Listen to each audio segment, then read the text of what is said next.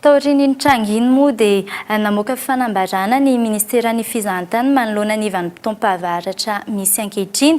dia nanentana ireo mpizahatany izy ireo mailo hatrany ary nambaran'izy ireo ihany koa ankoatra izay fa hanatanteraka fihaonana amin'ireo mpisehatra amin'ny fizahantany ny tompon'andraikitra ho fanamafisana ny fanaraha-maso sy ho fisorohana ny loza amin'ireo circuit touristique.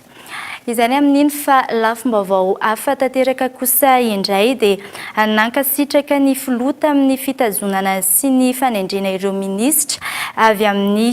faritany Antsiranana anatin'ny governemanta vaovao ny fitefana ny fikambanany teraky ny faritany Antsiranana. Na izany aza dia manaitra ny fanjakana indrindra ny minisitra tompon'andraikitra amin'ny fanamboaran-dalana sy ny fanokafana tanteraka ny lanitra Madagasikara ny filohan'ny fikambanana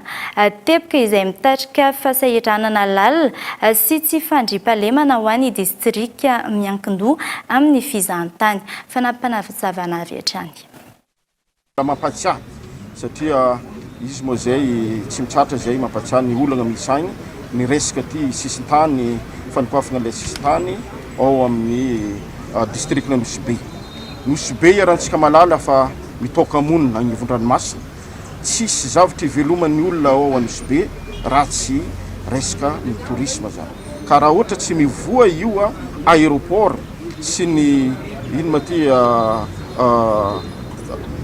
bateau croisière dia tegna mandaly fotoan-tsarotro ny distrika Nosy Be ary amin'izao fotoana izao iarahantsika malala ny tsy fandriam-pahalemana mahay miamafy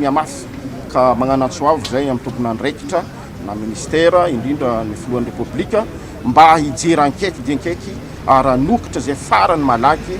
io sisintany io fa tegna efa tsy ho zakan'ny vahoaka ny zavatra misy ao amin'izao fotoana izao.